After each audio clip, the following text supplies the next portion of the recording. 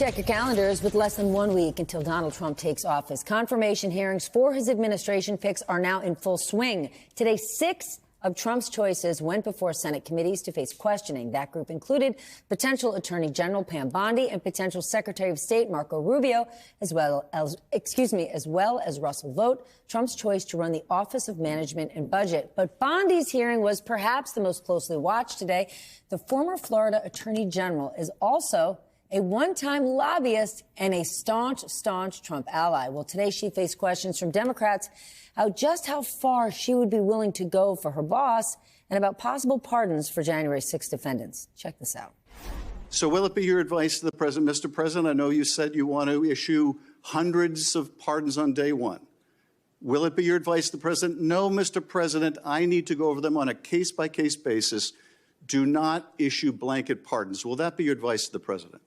Senator, I have not looked at any of those files. If confirmed, I will look at the files and for will the pardons, as well will as you the be able to review hundreds of cases on day one? I will look at every file. I am asked to look. Of course you won't. What would you do if your career DOJ prosecutors came to you with a case to prosecute, grounded in the facts and law, but the White House directs you to drop the case? Senator, if I thought that would happen, I would not be sitting here today.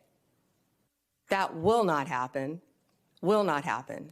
We want an attorney general who bases decisions on facts. So I want to ask you a factual question. Who won the 2020 presidential election?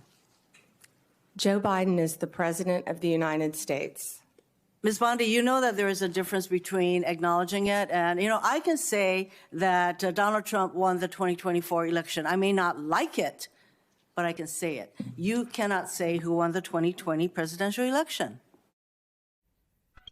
All right, let's bring into the nightcap Luke Broadwater, Pulitzer Prize-winning congressional reporter for the New York Times. Everybody else still here. Luke, the biggest headline from Bondi was right there, what she would not answer. What do you think? Yeah, that's exactly right. I mean, Pam Bondi will likely be confirmed. Both Republicans and Democrats agree that she is qualified for the job. The main issue was, given Donald Trump's track record in pressuring his attorney generals to do things that are outside the norms and potentially outside the law for an attorney general, is she willing to stand up to him? And she didn't really give a clear answer to that. She dodged and ducked and said she wouldn't talk about hypotheticals, but she did not really answer that question. So if she was hoping to pick up more Democratic votes today, I don't think she did, but she did probably keep Donald Trump happy with her. All right, Kash Patel was a huge topic in this hearing, and he hasn't even had his confirmation hearing yet. Why do you think he's overshadowing things? Right. Well, his nomination is in more trouble than hers. I would say both Tulsi Gabbard and Kash Patel face a tougher challenge to try to get nominated, and that's why you haven't even seen those hearings scheduled yet. Those maybe next week or the week after, but it's taking more time to get those on the books. Pam Bondi was seen as a sure thing for the Trump administration. But yes, you saw the questions about all the things that Kash Patel has said, and you saw that over and over again. Pam Bondi was defending Kash Patel with the enemies list. Some of the things he said about destroying the own agency that he seeks to lead. So I do think his nomination faces a much tougher challenge than Pam Bondi's does. Evan, do you think it's fair to say that, like Pete Hegseth, Pam Bondi pretty much has a clear path for Senate Republicans to rubber stamp them right through? Well, it does look that way. It looks like some of the challenges we thought were going to happen with some of these more controversial nominees, like Pete Hegseth, like Pam Bondi, that those just aren't manifesting themselves. The Trump administration, the Trump forces have sort of overcome some of that pushback and have, gotten these people moving forward.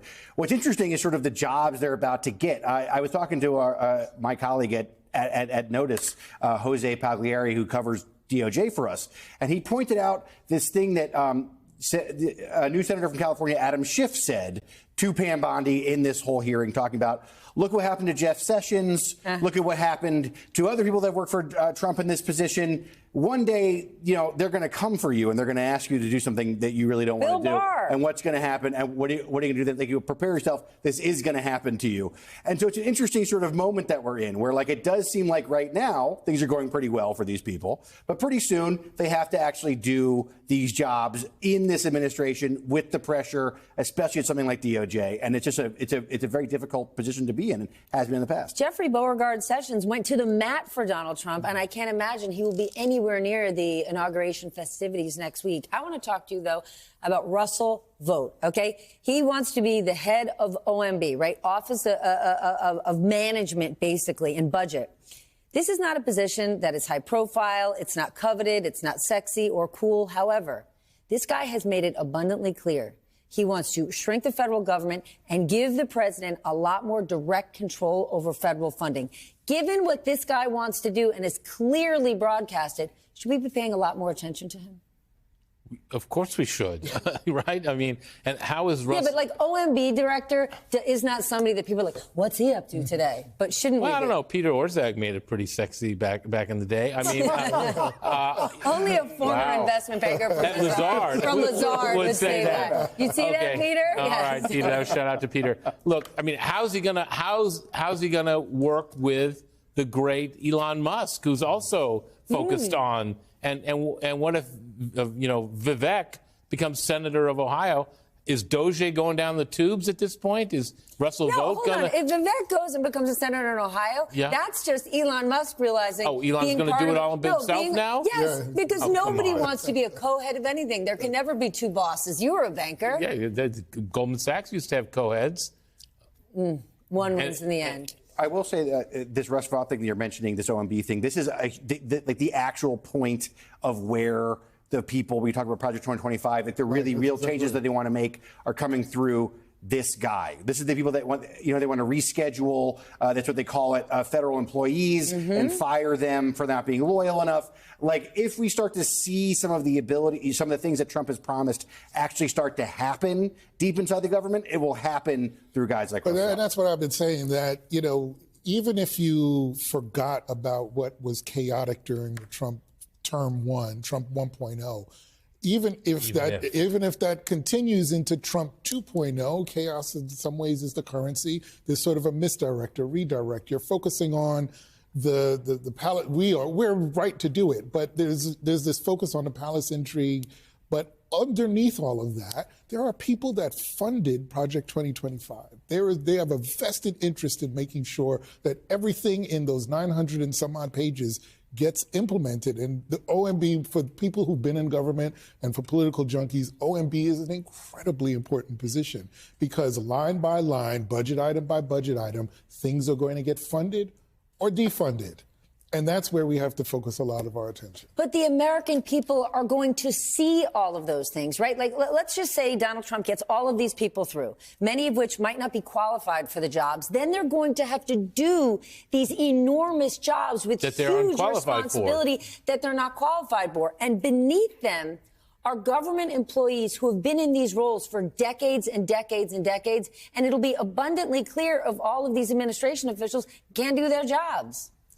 Well, frankly, I think this is what, Vivek and Elon want to clear out. I think Trump wants to clear out those decades-long employees who might thwart Pete Hegseth from doing whatever the heck he wants to do, or Pam Bondi from doing whatever the heck she wants to do that she's really not qualified to do. Easier said than done. Yeah, but I know it's easier said than done, but they're going to make a lot of noise about trying to get rid of these people. They're the ultimate disruptors. They want to disrupt everything. Yes, that's what they think their mandate is. Everything. And wait until they say, we want to cut Medicare, and we want to cut Medicaid, and we want to cut other entitlements. They're going to get their heads handed to them when they do that. And all those Congress people have to go back to their home districts, and they're going to say, pound salt, Vivek. That ain't happening. All right, Luke, I want to ask you about Speaker Johnson, because he fired Republican Mike Turner, who's the chair of the House Intel Committee, and he cited concerns from Mar-a-Lago. It is important for our audience to know if they're not familiar with him. Johnson is one of the staunchest advocates in support of Ukraine, and now he's out. What does that tell you? Turner, excuse me. Right. Right. Well, yeah. So Mike Turner said that when Mike Johnson, the speaker, kicked him out as the chair of the Intelligence Committee, that he cited essentially that this was Trump's orders or the Mar-a-Lago's orders. You know, Mike Turner's a traditional Republican. He's a national security guy. He's really big on Ukraine aid. He supports the intelligence agencies. He supports the FISA collection of records from terrorists abroad that some oppose from the sort of the right in the House. And so he's out of step with the MAGA wing of the party. And so this is another victory for Donald Trump and the MAGA wing. And it shows we're going to probably find out tomorrow who Mike Johnson is going to replace Mike Turner with. But if it is somebody more from that America First wing of the party, you can see exactly what they're trying to do with the Intelligence Committee.